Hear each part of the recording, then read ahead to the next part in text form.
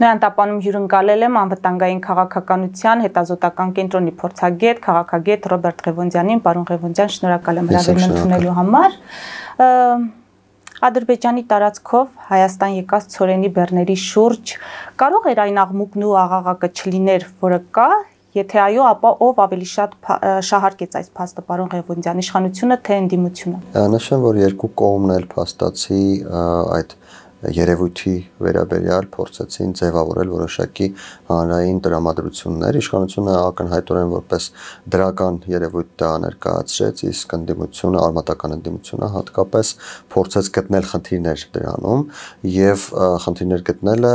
կարծես թե վերաբերվեց ցորենի կարգին, ինչը ակնհայտորեն չի համապատասխանում քաղաքական տրամաբանությանը, որովհետեւ փաստացի Հայաստանի կառավարությունը չէ որ պատվիրել է այդ ցորենը պատվիրել է ինչ-որ մասնավոր ընկերություն եւ պատվիրել է այն ցորենը, որը անհրաժեշտ է իր կարիքները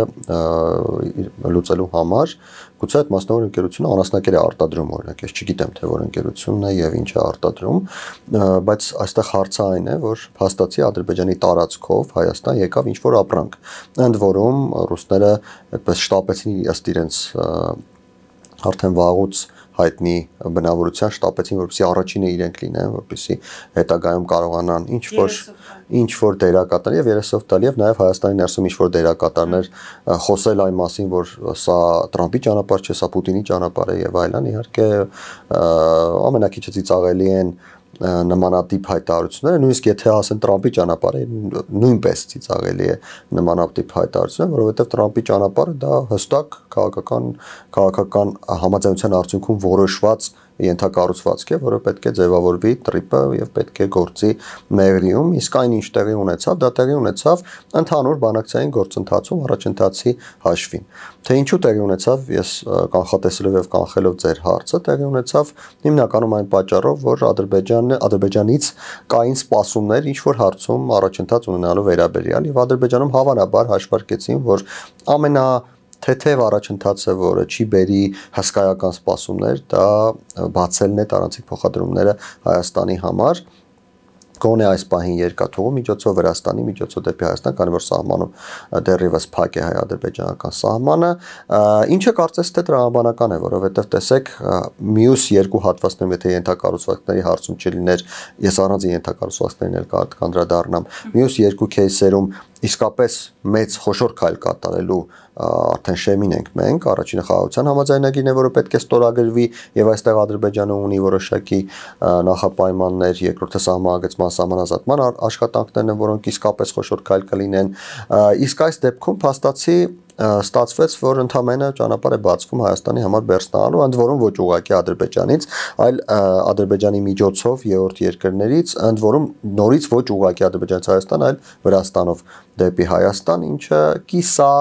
այսպես ասենք, կիսաքայլ է իրականում։ Բայց կարող են լինել ապաշրջափակման սկիզբ։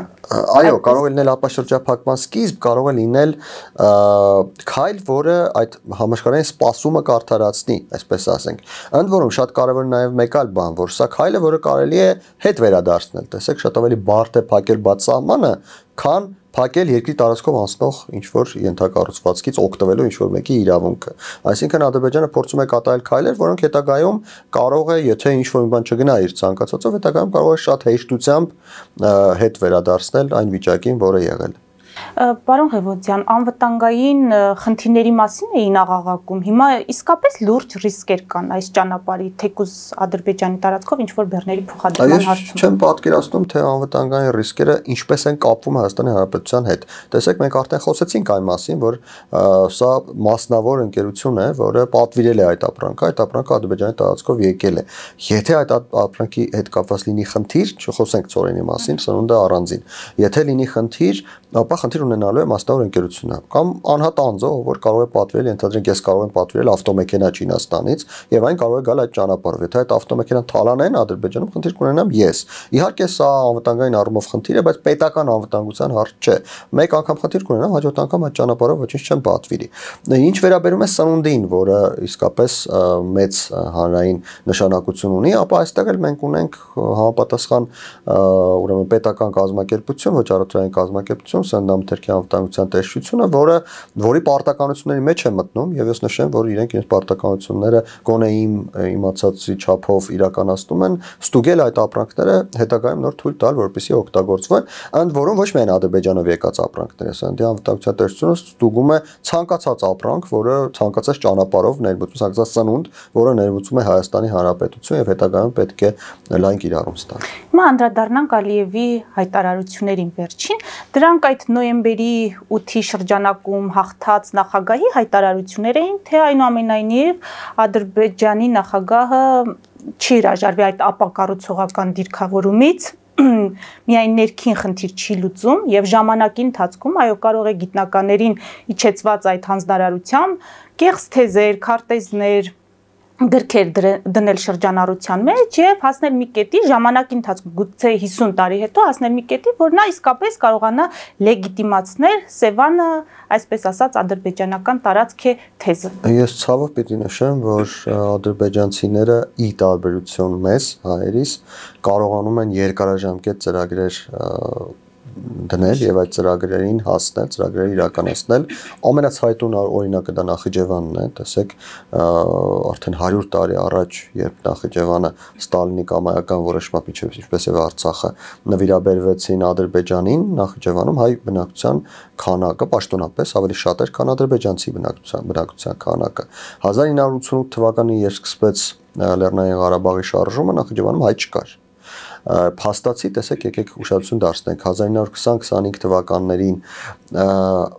գործող այդ ժամանակ որոշումներ կայացնող ադրբեջանցիները 1988 թվականին հիմնականում չկային, իրենք արդեն մահացել էին, բայց սերնդեսերունդ այդ ծրագիրը աշխատել էր եւ եկե հասել էր 1988 թվականին։ Ի տարբերություն մեզ, եկեք հիշենք, որ Հայաստանում շատերն են դժգոհում, օրինակ, շատ մարդիկ, շատ դեպքերում ես տեսել եմ, դժգոհել են, որ օրինակ մեծահարուստներին երբ ծրագրեր են առաջարկվում, նրանք եթե 2-3 տարուց ավելի ուշ պետք է այդ գումարները վերադառնան, շահույթ սկսի ձևավորվել, չեն համաձայնում, որովհետև իրենց համար այդ ժամկետը 2-3 գուցե 5 տարին է, բայց ոչ ավելի, այսինքն երկարաժամկետ ծրագրեր մենք ոչ միայն պետական մակարդակում, իսկ մասնավոր մակարդակում դնել եւ իրականացնել չենք կարողանում կամ չենք ցանկանում։ Եվ այս տրամաբանության մեջ այո իսկապես վտանգավոր եւ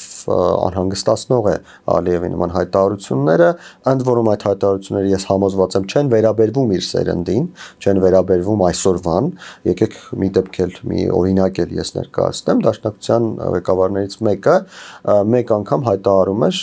մի հանդիպման ժամանակ, բաց հանդիպման ժամանակ, ընդ որում փակ հանդիպումից բան չեմ ասում ես, տարիներ բավական տասնամյակներ առաջ էր ներկայացնում էր, թե իմ սերնդի ժամանակ մենք Թուրքիայից մեր հողերը հետ ենք բերելու։ Այսինքն այս մարդիկ նույնիսկ չեն կարողանում պլանավորել ինչ-որ մի բան, որը կարող է իրենք չտեսնեն։ Իրենք ցանկանում են անպայման դա տեսնել, անպայման դրա մեջ լինել։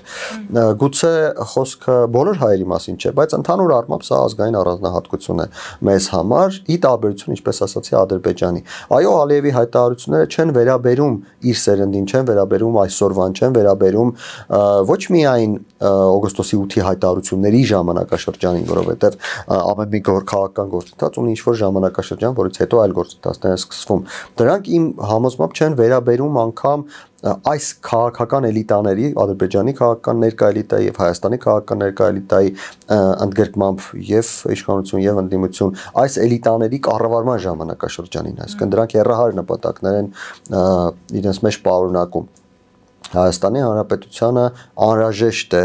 ձևավորել այդ մարտահրավերներին, պատասխանելու այդ մարտահրավերներին դիմագրավելու մեխանիզմներ եւ անհրաժեշտ է որպեսզի այդ մեխանիզմները նույնպես ունենան նմանատիպ հեռահար ժամանակագրային որոշակի տրամաբանություն, այսինքն ոչ մեր սերնդի համար, հաջորդ սերնդերի համար էլ այդ մեխանիզմները աշխատող լինեն։ Ֆելիչե ժամանակակից ատամնաբուժական կլինիկա։ Այստեղ հարմարավետությունն ու խնամքն առաջնային են։ Այստեղ կիրառվում են ատամնաբուժական ամենաժամանակակից տեխնոլոգիաներ, ճշգրիտ ախտորոշում, արդյունավետ բուժում, նուրբ փորձառություն եւ անհատական մոտեցում։ Սկսած սովորական մանրուքներից մինչև առաջադեմ ընթացակարգեր, այստեղ դուք գտնվում եք բարձր որակավորում ունեցող եւ փորձառու ատամնաբուժական մասնագետների ձեռքերում։ Մեր բարեկամական եւ հյուրընկալ անձնակազմն այստեղ է յուրաքանչյուր այցը հաճելի դարձնելու համար։ Ֆելիչե, ձեր առողջ եւ ամենաերջանիկ շպիտը սկսվում է այստեղից։ Եկեք եւ բացահայտեք նորարարության փորձագիտության եւ կարեկցանքի կատարյալ համադրությունը։ Վաճառվում է գերմանական հնաոճ դաշնամուր 1892 թվականի արտադրության Ֆոն Մուրբախ, գտնվում է գերազանց վիճակում, կինը 15,000 ԱՄՆ դոլար, հեռախոսահամար 094 115 310։ Երևան շիփինգ, սենսացիա ստեղ, հա։ Այո, ճիշտ եք եկել։ Սադրոցներ Երևան ուղարկելը $2.99 օթանավով։ Այո։ Իսկ եթե դոլար ուղարկես, դոլար ստանան։ Այո։ Իսկ որ տանեն տուն հասցնեն, էլի մի տոկոս, հա։ 2%։ Երասը ծրի է, էլի։ Ժողովուրդ սենսացիա, ծրի է։ Նորթ Հոլիվուդ, Գլենդել։ Ջաքփաթ հագուստի խանութը երկրորդ մասնաճյուղն է բացել Գլենդելի սրտում, որտեղ կարող եք ձեռք բերել եվրոպական եւ ամերիկյան ընտիր հագուստեղեն, կոշկեղեն, աքսեսուարներ, պայուսակներ ամենահարմար արժեքներով։ Նաեւ կարող եք ցանկացած ապրանք պատվիրել եւ ձեռք բերել կարճ ժամանակում։ Ջաքփաթի Գլենդելի հասցեն է 1135 North Pacific Avenue, հեռախոս 818 813 2252։ Ջաքփաթ հագուստի լավագույն կենտրոնը Գլենդելում։ 60-ից ավելի ճանաչված եվրոպական բրենդների ինքնատիպ, չկրկնվող եւ մատչելի ընտրանին Fortuna Home and Country House խանութ սրահում։ Նորավոճ սպասք եւ կահույք հորեկա բնագավառի համար, տեքստիլ տնտեսական ապրանքներ, ամեն ինչ գեղեցիկ կյանքի համար։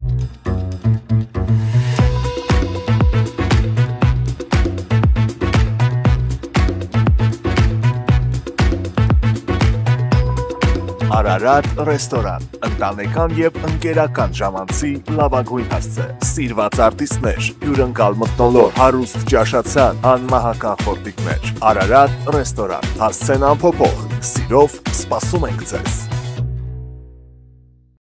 Լավագույն պաղպաղակ, բնական, համեղ եւ մատչելի գներով պաղպաղակը կարող եք ձեռք բերել բոլոր հայկական խանութներում։ Պահանջեք հայկական պաղպաղակ, Թամարա պաղպաղակ։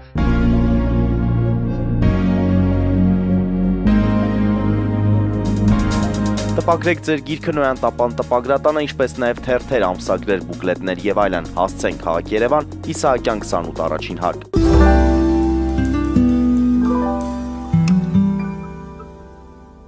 Հիմա այդ ֆոնին մեր այսպես կոչված էլիտայի, եթե իհարկե նախկին նախագահներին կանվանեք էլիտա,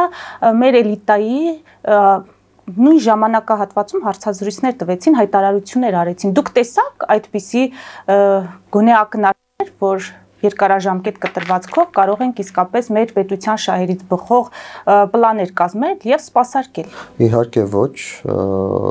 իսկապես ցանկանանք թե չցանկանանք, նախկին նախագահները գոնե քաղաքական էլիտայի մաս կազմում են եւ սրանից որևէ կերպ մենք սա հաշվի չառնել չենք կարող, բայց իսկապես ինչպես նշեցի ես, թե մասնավոր հատվածում, թե պետական հատվածում, թե քաղաքական տրամաբանության մեջ, թե տնտեսական տրամաբանության մեջ երկարաժամկետ ծրագրեր կազմել եւ իրականացնել մենք չենք սիրում։ Այսպես ասենք, հայ ազգը չի սիրում երկարաժամկետ ծրագրեր, դա ազգային առանձնահատկություն է, այո, որը ես կարծում եմ անհրաժեշտ է փորձել գոնե աշխատել, փոխել, որովհետև ի վերջո պատմությունը չի սկսվում մեզնով եւ չի ավարտվում մեզնով։ Պատմությունը շատ ավելի երկարաժամկետ է եւ վերջում հաղթող են դառնում այն մարդիկ, նույնիսկ այն ընտանիքները, ամենափոքր մակարդակում այն ընտանիքները, որոնք կարողանում են իրենց խնդիրները բաշխել սերունդների մեջ։ Եթե մեկ մարդը որոշում է, որ ինքը պետք է հասնի, չգիտեմ, աշխարհում աշխարհացուց ինչ որ մի հաջողության, նրա մոտ կարող է չստացվել, գիտենք, որ եզակի մարդիկ են ում մոտ ստացվում է, բայց եթե դա հնարավոր է լինում բաշխել սերունդների մեջ, լավ կրթություն է ստանում, իր որդուն է տալիս լավ կրթության, իր որդին նրա որդուն եւ այլն, հաջողության հասնելու հավանականությունը բավական մեծանում է։ Նույնը վերաբերում է պետությանը։ Եթե մենք կարողանանք պետական մակարդակով սերունդ այսպես ասենք, փոխանցենք այդ ժառանգականությունը, որ մեզ անհրաժեշտ մենք ունենք այսպիսի մարտահրավեր, այդ մարտահրավերներին անհրաժեշտ է պատասխանել եւ այլն, ապա հաջողության հասնելու հավանականությունը կմեծանա։ Ինչը իհարկե ես չտեսա նախկին նախագահների ելույթներում։ Այդ դեպքում ինչ խնդիր լուծեցին նախկին նախագահները իրենց հարցազրույցներով Հայաստանի վարչապետը իր ակտիվությամբ Facebook-ով ըստ էության պատասխանում էր նրանց հայտարարություններին։ Մենք ինչպես կանվանենք այդ ամենը։ Տեսեք, նախկին Նախկին երկու նախագահների այս վերջին ելույթների, վերջին հայտարարությունների տրամաբանությունում կա հիմնական նպատակ եւ նաեւ երկրորդականի մասին առաջին, երկրորդականը դա իշխանություններին հարվածելն է եւ բնականաբար քաղաքական պայքարի տրամաբանության մեջ իշխանություններն էլ իրենց հերթին պատասխանեցին դրան։ Բայց գլխավոր նպատակը դա չէր, գլխավոր նպատակն այն էր, որ նախընտրական ժամանակաշրջանում հայտնվել է նոր քաղաքական ուժ, որը հավակնում է ունենալ երկրորդ տեղը խորհրդարանական ընտրություններում, ստանալ արմատական ընդդիմության գլխավոր ընդդիմության տիտղոսը խորհրդարանական ընդդիմությունների արդյունքում։ Դա այն քաղաքական ուժն է, որը ձևավորվում է Սամվել Կարապետյանի շուրջ։ Սամվել Կարապետյանի շուրջ ձևավորվող քաղաքական ուժին անհրաժեշտ է լինելու ռեսուրս, առաջին հերթին մարդկային ռեսուրս, որովհետև ոչ Սամվել Կարապետյանին, ոչ նրա եղբոր որդուն Նարեկյանն, եթե չեմ սխալվում, որը մեկը Հայաստանում այդպես լավ չի ճանաչում եւ քաղաքական առումով նրանք հնարավորություն չունեն հավաքագրել մարդկանց այնպիսի զանգված, որը կկարողանա այդ տրամաբանության մեջ իրենց հնարավորություն տալ այդ խորհրդարանական երկրորդ տեղը վերցնել, առավել եւս որ գաղափարական առումով նրանք ներկայացնում են մի գաղափարական դաշտ, որը արդեն Հայաստանում ունի սպասարկողներ եւ սպասարկողները հենց Ռոբերտ Քոչարյանի եւ Սերժ Սարգսյանի թիմերն են։ Խոսքը իհարկե ռուսամետ տրամադրությունների մասին է եւ այստեղ ստացվում է որ կա այսպիսի մի իրավիճակ, կա Սամվել Կարապետյանը, որը ունի անվերապահ աջակցություն Ռուսաստանից, կա նրա կողմից ձևավորվող թիմը, որը բավական մեծ ռեսուրսներ ունի, որոնց թվում նաեւ ինչպես ասացի այդ աջակցությունը Ռուսաստանից, բայց նաեւ իրենց ֆինանսները եւ այլն, եւ նրանց պետք է մարդկային ռեսուրս, որին տիրապետում են այս պահի Ռոբերտ Քոչարյանը եւ Սերժ Սարգսյանը իրենց թիմերի միջոցով։ Ռոբերտ Քոչարյանի թիմը այդ գաղափարական դաշտում է, ունի մարդիկ, ովքեր որոշակի հանրային ճանաչում ունեն, ունի մարդիկ, ովքեր որոշակի իրենք ռեսուրսներ ունեն, հնարավորություններ ունեն, եւ Սերժ Սարգսյանի թիմը նմանապես, որը եւս ունի նման հնարավորություններ։ Եվ Սամվել Կարապետյանը, եւ գուցե ոչ միայն Սամվել Կարապետյանը, այլև նրա աջակիցները գուցե հենց Ռուսաստանում պետք է որոշեն, թե այս թիմերից որ մեկի հետ են միաձուլման ճանապարհով գնալու հաջորդ ընտրություններին, որպեսզի այդ երկրորդ տեղը վերցնեն։ Եվ ստացվում է, որ թե Ռոբերտ Քոչարյանը եւ իր թիմը եւ թե Սերժ Սարգսյանը եւ իր թիմը մրցակցում են Սամվել Կարապետյանի եւ գուցե Սամվել Կարապետյանին ուղարկողների բարեհաճությունը վայելելու եւ ինտեգրման միջոցով համատեղ խորհրդարան գնալու եւ այդ գլխավոր ընդդիմությունը դառնալու համար։ Ինչի համար էլ այդ մրցակցության համար էլ այդ ելույթները, այդ մոտեցումները, Ռուսաստանին հավատարմության ուղիղ եւ անուղակի հայտարարությունները տրվում են, որպեսզի տեսեք, այստեղ խնդիրը ես չեմ գտնում, որ այստեղ խնդիրը Ալիևին արդարացնելու մեջ է։ Այստեղ խնդիրը դրա միջոցով Ռուսաստանին ավելի մեծ հավատարմություն, քան իրենց մրցակիցը ցույց տալու մեջ է։ Այսինքն խոսքը այստեղ նրա մասին է, որ պետք է դուր գալ Ռուսաստանին ավելի, քան մրցակիցը, որպեսզի Սամվել Կարապետյանի ընտրությունը կանգ առնի իրենց վրա այդ միաձուլման գործընթացում։ Եթե դրա համար անհրաժեշտ է Ալիևին արդարացնել, ապա ինչու ոչ, եկեք Ալիևին արդարացնենք։ Հետագայում երբ մենք այդ խնդիրը կլուծենք, գուցե այլ բան ասենք կամ եթե պետք լինի նորից նույն բանը կպնդենք։ Լուրջ կամ շրջադարձային բացահայտումներ սպասում եք բանակցային փաստաթղթերի հրապարակումից, եթե լինի։ Չեմ կարծում, որ ներկա պայմաններում, երբ Արցախի հարցում մենք գիտենք այսպիսի հետևանքներ կան, կարելի է խոսել այն մասին, թե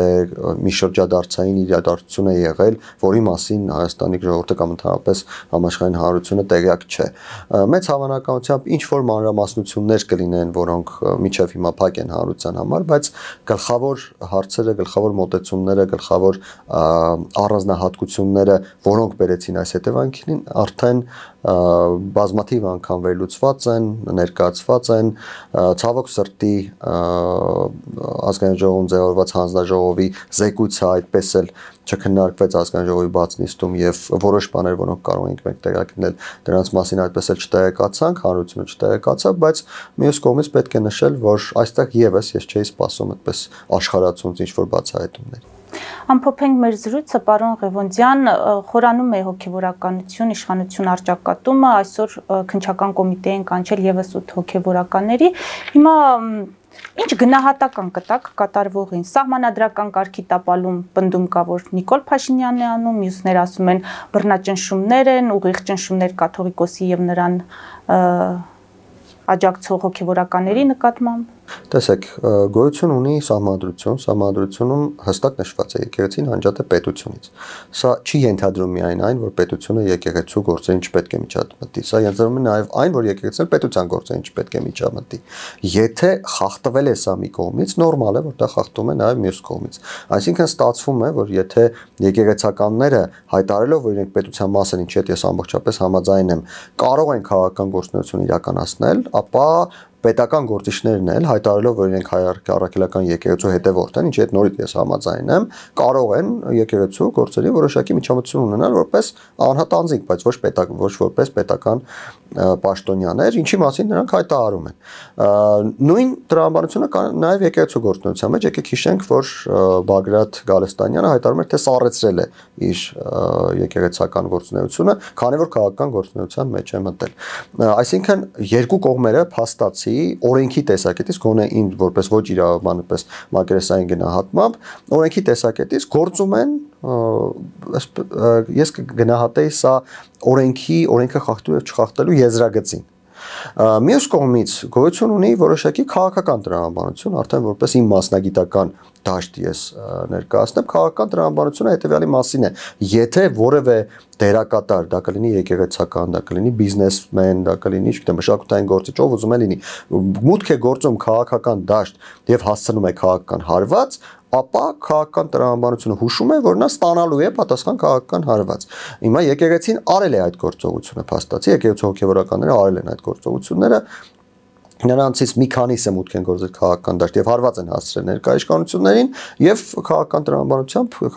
ներկայ իշխանությունները պատասխան քաղաքական հարվածը հասցրել են։ Այլ հարց է, որ Հայաստանի քաղաքական իշխանությունները գտել են նաև փաստեր առ այն, որ եկեղեցում գոյություն ունի նաև եկեղեցական կարգի խախտում։ Այդ եկեղեցական կարգի խախտումը, քանի որ պետական կարգավորման դաշտ չէ, այդ խախտումը ներկայացրել են հանրությանը եւ հանրությունը ձևավորել է, գոնե հանրության մի մասը ձևավորել է այդ խախտումները վերացնելու հասարակական հանրային պահանջ։ Ինչը ենթադրում է, որ Հայաստանի իշխանությունը չի կարող ստիպել եկեղեցուն օրինակ կաթողիկոսի հրաժարականը իրականացնելու, բայց Հայաստանի հանրությունը կարող է իր վերաբերմունքն արտահայտել եւ իշխանությունները, ինչպես ասացինք, իշխանության ներկայացուցիչները, որպես հանրության մաս կարող են իրենց վերաբերմունքը նույնպես արտահայտել, ինչպես անում է եկեղեցին քաղաքական հարցերում։ Այսինքն քաղաքական տրամաբանության մեջ այնիշ տեղ է ունենում, որևէ կերպ չի խախտում ոչ բարոյական, ոչ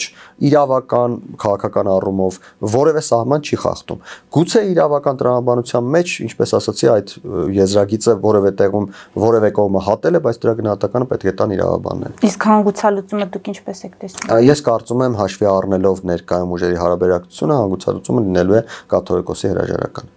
Շնորհակալ եմ։ Մեծ դիտողներին հիշեցնեմ, որ զրուցում էի անվտանգային քաղաքականության հետազոտական կենտրոնի փորձագետ, քաղաքագետ Ռոբերտ Ղևոնդյանի հետ։ Մեր ուղիղ եթերները կարող եք դիտել Patreon-ում, նաև այդ հարթակում աջակցել մեզ էկրանին երևացող QR կոդով։